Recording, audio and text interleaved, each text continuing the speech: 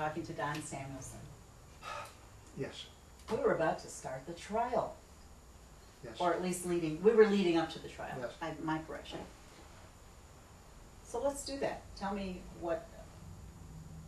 walk me through the preparation for the trial and what actually happened. Well, after the summary judgment motion had been ignored really in August, then the judge had us preparing for trial, which means we had to identify our witnesses, identify all the documents, identify all the legal issues that might be involved, whether it was just preparing for a trial like any other activity, which is very time consuming and very expensive. And then the trial started, and it turned out to be 6 days long, 5 days in January of 2007 and 1 day of February of 2007. And we presented evidence on liability, which is that HUD breached the contract. And then that was 5 days. And then we produced evidence on damages, which was 1 day. Part of the 5 days, but then we went back again to tidy it up at the 6th day. What happened?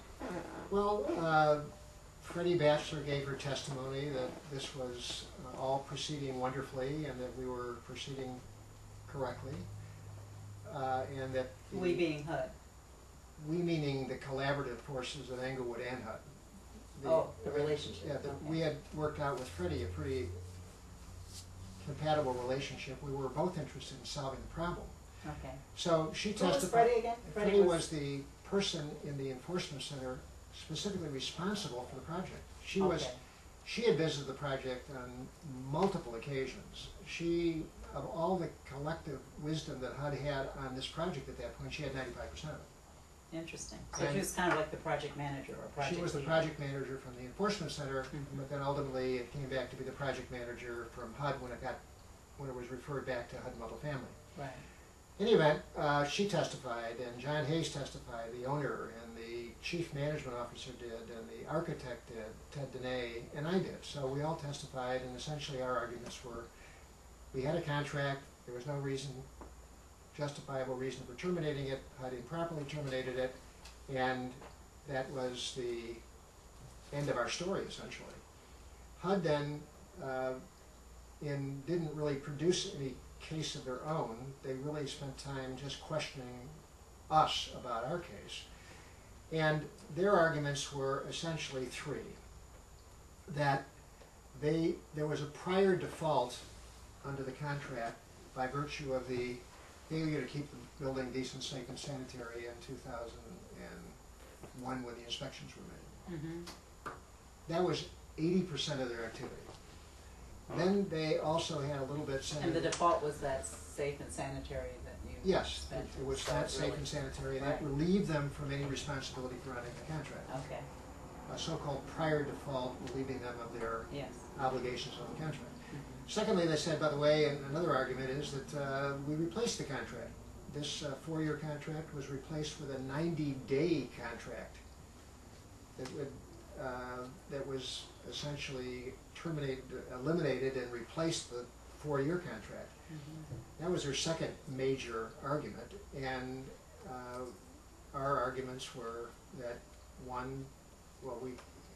our position was that we had complied with everything they had done, and they didn't comply with their own proceedings. To make a long story short,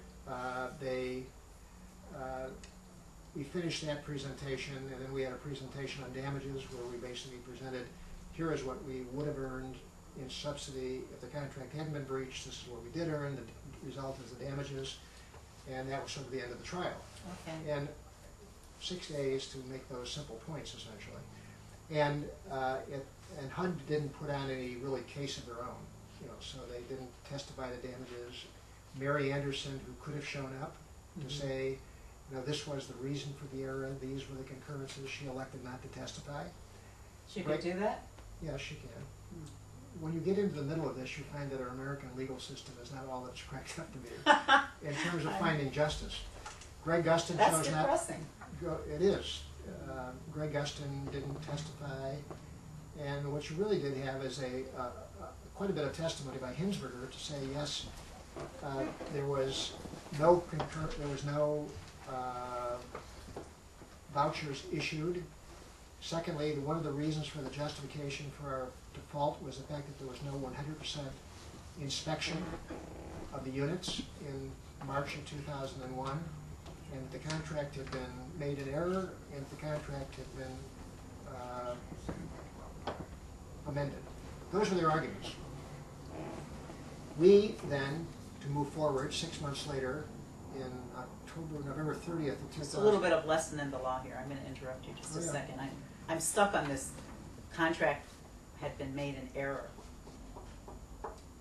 Well, the judge, when she wrote her opinion, was also puzzled by that concept, and she went through a long series of the need for agreement, mutual signatures, and her conclusion was that there was no evidence in the record of an error being made, so we can throw away that.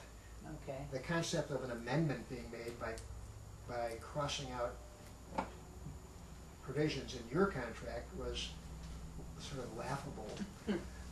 And thirdly, that the Hinsberger's testimony that there was no 100% inspections, which he made on 5 different occasions, increasingly getting irritated that we were even asking those questions.